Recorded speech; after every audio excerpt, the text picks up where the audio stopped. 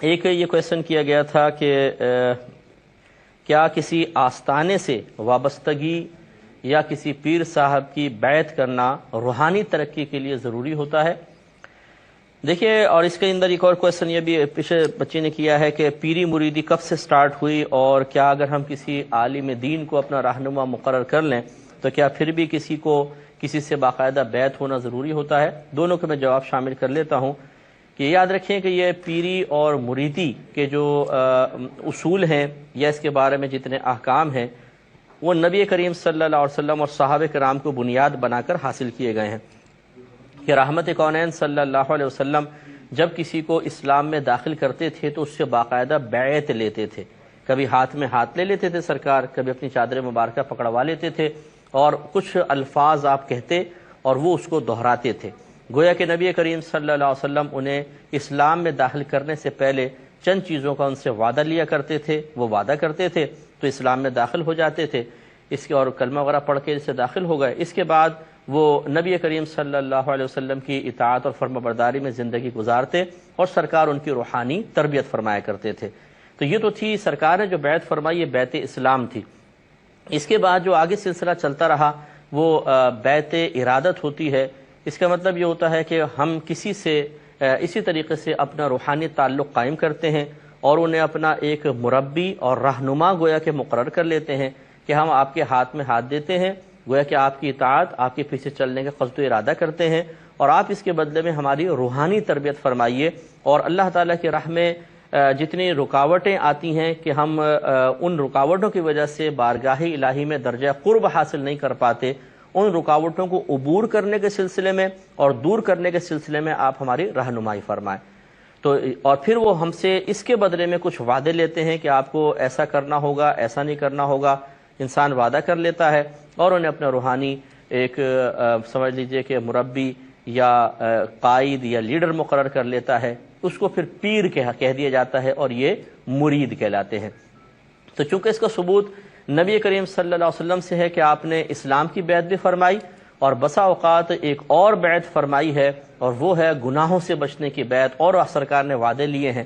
جیسے کہ ایک دفعہ سرکار نے فرمایا کہ مجھ سے بیعت کرو. صحابہ کرام علیہم رضوان نے عرض کیا ہم تو آپ سے بیعت کر چکے ہیں، اب کس بات پر بیعت کریں؟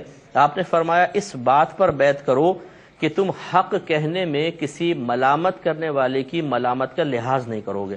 تو صحابہ کرام نے اس پر بھی بیعت کی.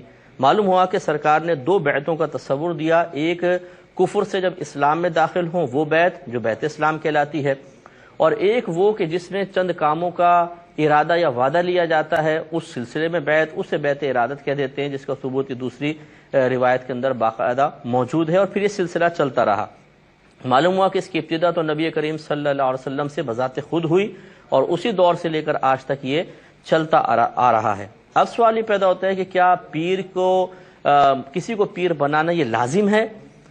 تو یہ لازم بمانے فرض یا واجب تو نہیں ہے، لیکن چونکہ ہمارے تقریباً 1500 سال کے اکابرین جو بڑے بڑے مقامات پر فائز ہوئے اور جن کی بزرگی مسلمہ ہے، جیسے شیخ عبد القادر جیلانی رضی اللہ تعالیٰ عنہ، معین الدین چشتی اجمیری رضی اللہ تعالیٰ عنہ، شیخ شہاب الدین سہروردی ہیں، اور حضرت بہاؤالدین نقشبند رضی اللہ تعالیٰ عنہ. یہ بڑے بڑے نام ہیں بزرگوں کے. یہ خود زہد و تقوی کے پیکر تھے، صاحب علم تھے، صاحب تقوی تھے، لیکن اس کے باوجود ان سب نے کسی نہ کسی کو اپنا روحانی رہنما اور مربی اور قائد مقرر کیا ہے. جیسے اس اعتبار سے کہا جا سکتا ہے کہ یہ بہت ہی امپورٹنٹ چیز ہوتی ہے کہ آپ صحیح ایک رہنما کا جو روحانی طور پہ آپ کی ترقی کا باعث بن سکے اس کا انتخاب کریں اور ان سے باقاعدہ بیعت کر کے روحانی منازل کو طے کریں. دنیا میں روحانی منازل بہت طے ہوتی ہیں اور انشاءاللہ پھر میدان محشر میں ان نفوس قدسیہ سے ہم حسن ظن رکھ سکتے ہیں کہ چونکہ یہ عالم دین بھی ہوتے ہیں، متقی ہوتے ہیں، پرہیزگار ہوتے ہیں، اور ایسے لوگوں کو اللہ تعالیٰ میدان محشر میں حق شفاعت عطا فرمائے گا. تو یہ ہو سکتا ہے کہ یہ ایک اور سہارا میدان محشر میں نجات کا حاصل ہو جائے کہ یہ اپنے مرید کی شفاعت کر کے اس کو جنت میں لے جائیں. لیکن یہ اس کا مطلب ہرگز نہیں ہے کہ ہم یہ کہیں کہ پیری مریدی کرنا فرض اور واجب ہے، نہیں کرو گے تو گناہ گار ہوگے، یا ہم یہ کہیں کہ جو بے پیرا ہوتا ہے ضرور جہنم کے اندر جائے گا. غلط ہے. اسی طریقے سے پیر کی بیعت کر لینے کے بعد بے پرواہ ہو جانا اور ہر طرح کے گناہ کرنا، اور جب کوئی سمجھائے تو کہنا جی ساڈا پیر بڑا وڈا پیر ہے جی وہ اپنے جنت میں لے جائے گا، اس قسم کی اوٹ پٹانگ باتیں کرنا بالکل غلط ہے۔ صحابہ کرام علیہم الرضوان نے نبی کریم صلی اللہ علیہ وسلم کی بیعت فرمائی، بیعت کی، اس کی سعادت حاصل کی۔ سرکار سے بڑھ کے رہنما کون ہوگا؟ لیکن آپ یہ دیکھیں کہ صحابہ کرام علیہم الرضوان نے کبھی بھی ایسا کوئی جملہ نہیں کہا کہ اب تو سرکار کی بیعت کر لی، اب تو سیدھے جنت میں جائیں گے، معاذ اللہ کوئی الٹا سیدھا کام کر لو، ایسا معاذ اللہ کبھی بھی نہیں ہوا۔ بلکہ انہوں نے بیعت کے بعد خوب سرکار کی اطاعت کی ہے، فرما برداری کی ہے، حتیٰ کہ آپ کے پردہ فرما جانے کے بعد بھی وہ اسی روش پر قائم رہے ہیں۔ تو ایسا کوئی پیر ہو کہ وہ مرید کو یہ کہے کہ چونکہ تم نے میرا دامن تھام لیا اب جو چاہے کرو، جنت میں جانے کی ذمہ داری اس فقیر پر ہے، یہ ڈبہ پیر ہے، جعلی ہے۔ اور اسی طریقے سے کوئی مرید اگر اپنے پیر پر نازاں ہو کر اپنے آپ کو گناہوں کے راستے پہ لگا دے اور دعویٰ یہ کرے کہ جی میرا پیر انشاءاللہ بخشوا کے لے جائے گا، یہ بھی سخت گرفت کا باعث بنے گا، یہ غلط ہے۔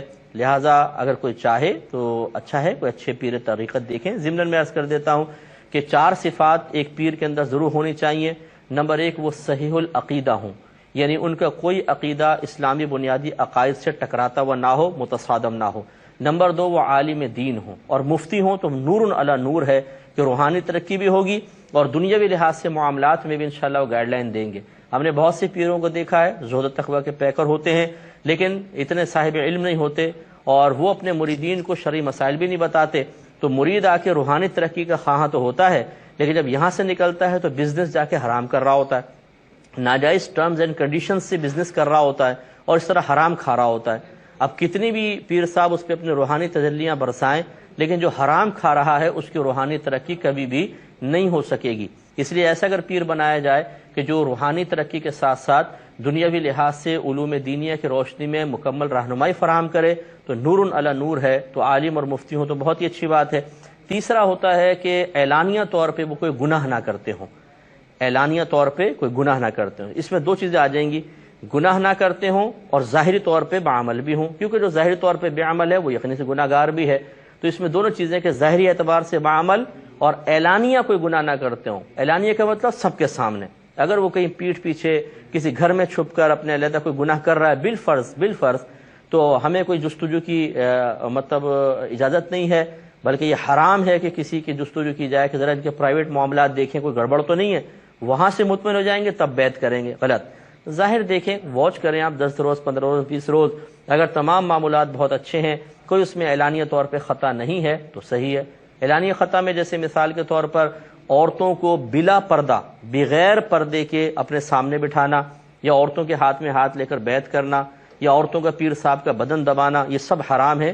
مریدنی اور پیر کا بالکل ویسا پردہ ہوتا ہے جس سے ایک اجنبی مرد اور عورت کا ہوتا ہے۔ اسی طرح کا پیر صاحب گالیاں بک رہے ہیں گندی گندی سب کے سامنے اعلانیہ طور پر، تصاویر بڑی بڑی لگا رکھی ہیں، اور اسی طریقے سے چرس پیتا ہے کوئی پیر، یا نماز نہیں پڑھتا ہے اور کہتا یہ ہے مریدین کو کہ ہم روحانی نماز پڑھتے ہیں، ہم تمہارے سامنے بیٹھے ہوتے ہیں لیکن آنکھیں بند کرتے ہیں تو مکے میں پہنچ کے نماز ادا کرتے ہیں۔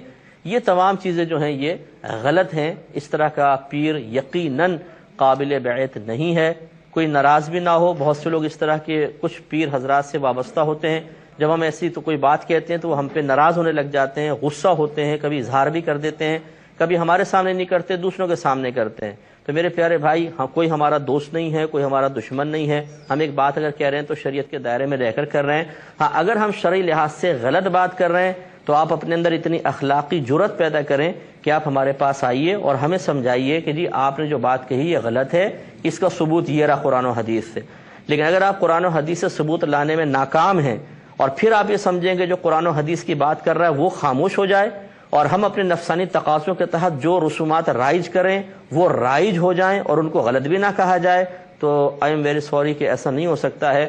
اللہ تعالیٰ ہر دور میں بے شمار ایسے لوگ پیدا کرتا رہے گا جو جرت مندی کے ساتھ باطل کے خلاف بات کرتے رہیں گے، چاہے ان کو قتل کر دیا جائے، چاہے ان کو مارا پیٹا جائے، چاہے ان کی غیبت چغلی کی جائے، چاہے ان کو برا کہا جائے، ان کی زبان کسی طریقے سے بند نہیں ہو سکے گی، کیونکہ اللہ نے ذمہ داری ان کو یہ دی ہوتی ہے کہ وہ حق کو حق کہیں اور ناحق کو ناحق کہیں۔ تو اس قسم کے پیر کی بیعت نہیں۔ چوتھا یہ کہ ان کا جو شجرہ شریف ہے وہ متصل ہو۔ یہ شجرہ ویسے درخت کو کہتے ہیں، ہوا یہ ہے کہ نبی کریم صلی اللہ علیہ وسلم نے جیسے کسی کو بیعت فرمائی، پھر اپنے صحابہ میں اشارتاً سرکار نے خلفاء مقرر کیے، انہوں نے آگے خلیفہ بنایا، انہوں نے آگے اس طرح طریقت کے سلسلہ چلتا رہا حتیٰ کہ ان پیر صاحب تک پہنچا۔ تو جو ان پیر صاحب کے پیر تھے، پھر ان کے پیر تھے، ان کے پیر تھے، یہ سلسلہ چلتے چلتے رحمت کونین صلی اللہ علیہ وسلم تک پہنچے، درمیان سے کوئی غائب نہ ہو۔ لیکن یہ ہر ایک نہیں پہچان سکتا ہے، تو وہی پہچان سکتے ہیں جن کو ان بزرگوں کی معرفت حاصل ہو۔ تو کم از کم پہلی 3 چیزیں ضرور چیک کی جائیں۔